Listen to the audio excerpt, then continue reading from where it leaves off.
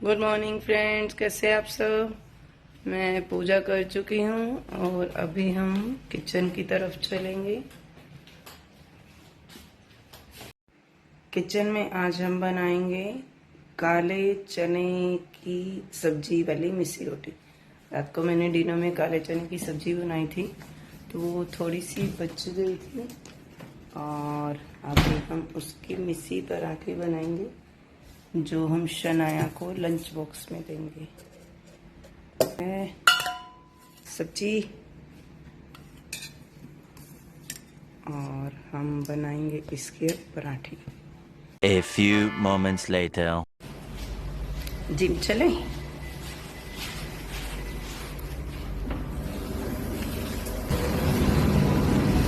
Gym तो आज भी खाली खाली है। Good morning. आज आप जल्दी कैसे आ गए? ओ देखो कौन आया हुआ है, एकदम लाल टमाटर हुई पड़ी है। से ये सोच रही हूँ कि थोड़ा कूल हो जाऊँ लेकिन देखो देखो कितना ग्लो, ये ग्लो बोलते हैं इसको। क्यों कम कर रहा है? आज केशव नहीं आया। आज मैं कोई वेट कर रही थी। उसके बिना मेरी एक्सरसाइज होती नहीं है।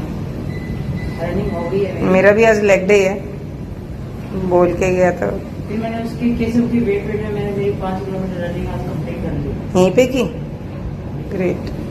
देखो ये सरोज हमारा मेहनती बच्चा सुबह 5 बजे उठ के, 5 बजे या 4 बजे, 5:30 देखो 5 साढ़े 5 बजे उठ जाती है। 5 किलोमीटर रनिंग मिनिमम करती है। उसके बाद फिर कार्डियो, वेट स्ट्रेंथनिंग, फिर face exercise, yoga and many more things.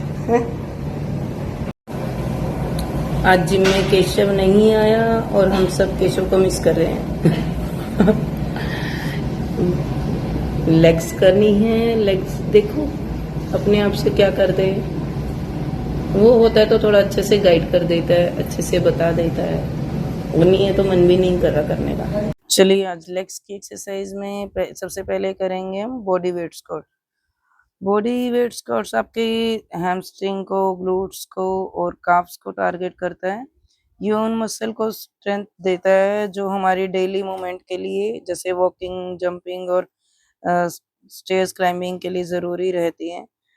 Abs और लोअर बैक को स्ट्रॉन्ग बनाता है और मेटाबॉलिज्म को भी इम्प्रूव करता है। तो इसमें नीचे स्लो जाएंगे और बहुत धीरे से ही ऊपर ऊपर आएंगे। ध्यान रखना है कि जब हम बेंड करते हैं तो हमारी नीज हमारी टोच से आगे ना जाएं। 90 डिग्री तक बेंड करके हमें वापस पोजीशन पे आना है। बॉडी स्क्वाट्स के बाद नेक्स्ट एक्सरसाइज है बारबेल स्क्वाट्स। इसमें ये एक्सरसाइज करने से हमारी जो कोर है ना बिल्कुल रॉक की तरह सॉलिड बन जाती है, जिससे इंजरी का रिस्क कम हो जाता है। हैवी लोड बोन पर स्ट्रेस डालता है जिससे ओवर द टाइम हमारी बोन डेंसिटी और जॉइंट स्ट्रॉन्ग बन जाते हैं और ओवरऑल मसल डेवलपमेंट में भी हेल्प करता है। स्पेशली जो लेग्स और कोर के मसल होते हैं इनकी डेवलपमेंट बहुत अच्छे से हो जाती है। अभी मैं 50 केजी वेट उठा के बारबेल स्क्वाट्स कर रही हूँ और इसमें भी ध्यान रखिएगा नीचे धीरे धीरे जाना है और ऊपर आते हुए कोर को टाइट रखना है। थर्ड एक्सरसाइज है वॉकिंग लंजेस। आप इस एक्सरसाइज में आपकी हिप्स टच होती हैं, जैसे हिप्स को स्ट्रेंथ मिलती है। थ्रू आउट द मोमेंट आपकी कोर मसल एंगेज रहती है और ये एक्सरसाइज आपके ग्लूट्स, क्वाड्स और हैमस्ट्रिंग्स मसल को टारगेट करती है। प्रॉपर फॉर्म मेंटेन करने के लिए कंसंट्रेशन चाहिए जिससे आपका माइंड मसल कनेक्शन भी इम्प्रूव होता है। नेक्स्ट एक्सरसाइज है डंबल लेग एक्सटेंशन। ये एक्सरसाइज फ्रंट थाई मसल को टारगेट करती है, थाई को शेप देने में हेल्प करती है और नीज और जॉइंट्स को इससे स्ट्रेंथ मिलती है। इस एक्सरसाइज को करने के लिए बहुत ज़्यादा इक्विपमेंट्स की ज़रूरत नहीं पड़ती, जस्ट एक डंबल और एक बेंच ही काफ़ी रहता है। एक चीज़ ध्यान रखिए, इस एक्सरसाइज को करते हुए जो मोशन है ना उसको स्लो और कंट्रोल रखिए, अदरवाइज नी इंजरी होने के चांसेस रहते हैं। नेक्स्ट एक्सरसाइज रहेगी लेग प्रेस। लेग प्रेस हमारे क्वाड्स, ग्लूट्स और काफ्स को टारगेट करती है। कुछ लोगों को स्क्वाट्स की बजाय लेग प्रेस करना ज़्यादा कंफर्टेबल लगता है क्योंकि इसमें बैक को सपोर्ट मिलता है जिससे इंजरी के चांसेस कम होते हैं और आप अपना वेट भी एडजस्ट कर सकते हैं, फुट प्लेसमेंट एडजस्ट कर सकते हैं। और डिफरेंट फुट पोजीशन होने से ना आप डिफरेंट डिफरेंट मसल्स को भी टारगेट कर सकते हैं। इसमें भी ध्यान रखें कि नीज लॉक ना हो और मूवमेंट स्लो रखें। इसके बाद हम कर रहे हैं डेडलिफ्ट। डेडलिफ्ट एक कंपाउंड एक्सरसाइज है जो एक साथ मल्टीपल मसल जैसे क्वाड्स, ग्लूट्स और हैमस्ट्रिंग के साथ साथ कोर और फोर आर्म को भी स्ट्रॉन्ग बनाती है। पूरी बॉडी की स्ट्रेंथ इंक्रीज होती है, इससे पोस्चर इंप्रूव होता है, आपके हाथ और फोर आर्म स्ट्रॉन्ग होते हैं जिससे आप over the time heavy weight lift कर सकते हैं। इसमें कोर को टाइट रखना और पोस्चर मेंटेन करना बहुत ज़रूरी है।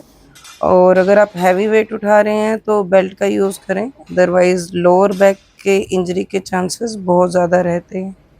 मूवमेंट स्लो रखिए, बट हाँ कोर एकदम से टाइट होनी चाहिए। लेग्स की आज की लास्ट एक्सरसाइज करेंगे हम calf raise. Calf raise exercise specially calf muscle के लिए होती है जो कि हमारी लोअर लेग की बैक साइड होते हैं। इससे हमारी काफ स्ट्रॉन्ग होती है और ओवरऑल लोअर बॉडी की स्ट्रेंथ इंक्रीज होती है। इससे काफ टोन्ड होते हैं, एंकल स्प्रेन और इंजरी जैसे चांसेस कम होते हैं।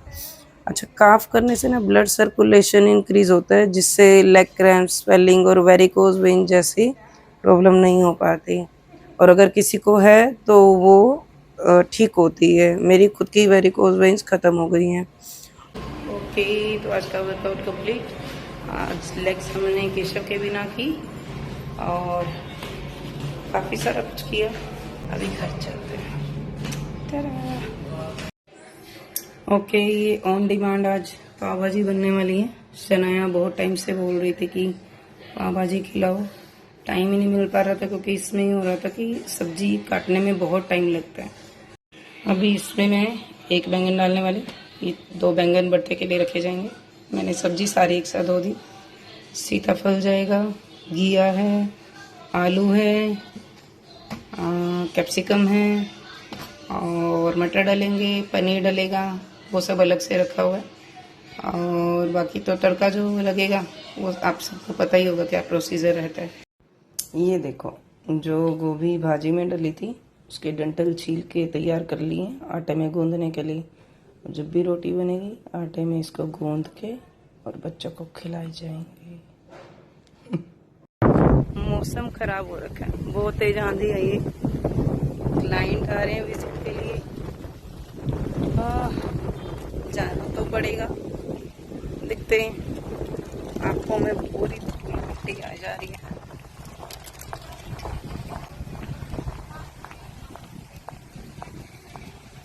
एकदम से ही मौसम खराब हो गया। अभी मैं थोड़ी देर पहले विजिट के लिए आई थी तो कुछ भी नहीं था, एकदम अच्छा मौसम था, धूप निकली थी और अभी इतनी धूल मिट्टी हो रही। कुदरत का करिश्मा पता ही नहीं चलता। अच्छा, शनाया ने ना सैटरडे को बोला कि हाँ मुझे तो पाव भाजी खानी है। सैटरडे को मतलब इतना हेक्टिक स्केड्यूल होता है, वो बच्चे नहीं समझते। बोल दिया तो बोल दिया कि नहीं जी मुझे तो खानी है। राकेश और मैं हम लोग ब्रेड खाना प्रेफर नहीं करते, क्योंकि चाहे कितना भी आप मल्टीग्रेन खाओ, आटा ब्रेड खाओ, ये आप ना इंडिया में ट्रस्ट नहीं कर सकते। उस टाइम पहले हम सिंगापुर में थे तो वहाँ पर कुछ लेते थे ना, आप बिलीव करोगे जिस दिन की एक्सपायरी थी उससे एक दिन पहले वो चीज़ अपना टेक्सचर बदल देती थी। मतलब पता चल जाता था कि हाँ एक्सपायर होने वाला है। क्या बोला तूने? यहाँ पे तो आप अब लोग करते ना, ब्रेड बच गया, ऊपर और नीचे वाला ब्रेड है उसको आप ग्राइंड करके रख लो ताकि कभी ब्रेड क्रम्स चाहिए हो। अरे भाई एक्सपायर हो चुके वो, how can you use it. चाहे आप फ्रिज में रख रहे हो बट एक्सपायर चीज को फ्रिज में रखने के बाद भी वो एक्सपायर ही होगी। तो लोग यूज करते, मुझे समझ में नहीं आता क्या उनका फंडा है। तो हम लोग प्रेफर करते हैं ब्रेड ना खाएं, तो इसीलिए पाव भाजी भी, क्योंकि पाव तो जाएगा।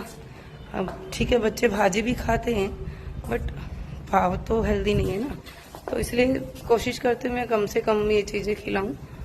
हाँ, कुछ लोग ये भी बोलेंगे कि भाजी तो हेल्दी है, आप इतनी सारी सब्जियां डाल रहे हो भाजी में, बट बच्चे ना भाजी कम लगाते हैं और पाव ज़्यादा खाते हैं।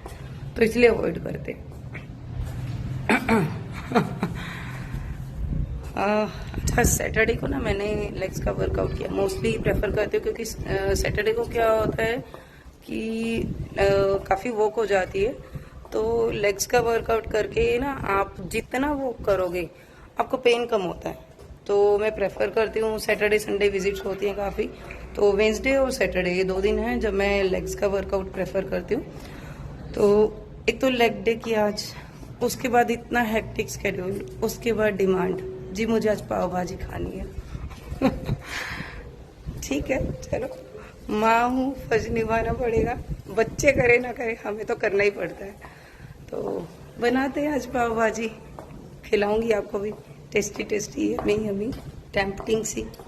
ठीक है, चलिए चलते हैं। आप हमें कुछ वेजीज बॉयल होने रख गई थी, बीच में विजिट के लिए क्लाइंट आ गए तो छोड़ के जाना पड़ा। अभी दोबारा आई हूँ, दोबारा से यही होता है सैटरडे संडे ना, अगर सुबह सुबह खाना बन जाए तो बन जाए, जिस दिन रह गया उस दिन तो फिर रह ही जाता है। मतलब अभी शायद डिनर तक ही बनेगा, मुझे बच्चों के लिए अभी लंच के लिए तो कुछ ना कुछ जुगाड़ ही करना पड़ेगा, लाइक ऑमलेट शॉमलेट।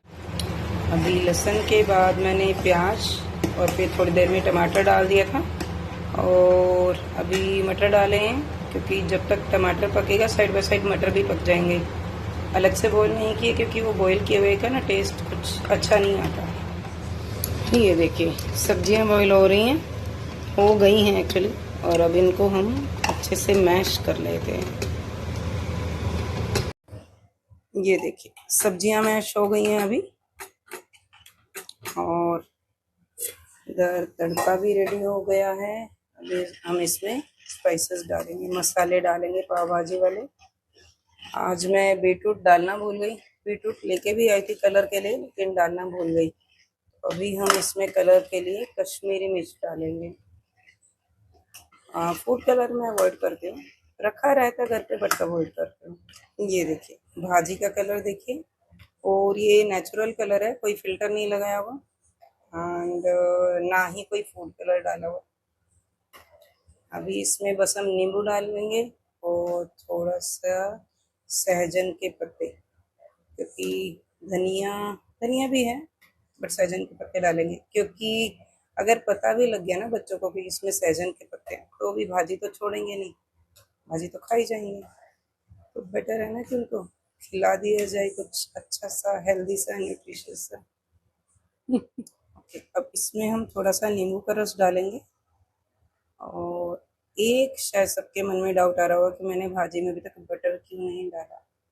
बटर इसलिए नहीं डाला क्योंकि बटर हम डालेंगे ऊपर से, जब ऊपर से बटर डालते हैं ना सर्व करते हुए, या मैं सारा एक साथ नहीं गर्म करती हूँ, थोड़ा थोड़ा डाल के जितना रिक्वायर्ड होता है उतना ही बटर डालती हूँ, तो बटर का टेस्ट ज़्यादा अच्छा आता है। जब बनाते टाइम हम बटर डालते हैं तो वो बटर ना भुन जाता है, तो जल जाता है या भुन जाता है, उस केस में उतना अच्छा फ्लेवर नहीं आता बटर का। जब हम सर्व करते हुए अलग से, जब मैं अब गर्म करके दूंगी तो थोड़ा थोड़ा उस टाइम बटर डाल के गर्म कर, तब देखना ज़बरदस्त फ्लेवर आता है बटर का। ये देखिए कैसे लग रहा है, कमेंट करके बताना टेक्सचर कैसा लग रहा है। बटर डाल दिया और सहजन के पत्ते, मुझे तो टेम्पटिंग लग रहा है, मैं खाने वाली हूँ। मैंने पाव काट लिए हैं, अभी सेक के खाएंगे, यमी यमी। पाव भाजी रेडी है, आ जाइए सभी खाने के लिए। अच्छी लग रही है, कमेंट करके बताना पड़ेगा। बहुत मेहनत की है पाव भाजी बनाने के लिए, और स्पेशली जब वीडियो रिकॉर्ड करती हूँ ना तो और ज़्यादा टाइम लगता है। Thanks for watching.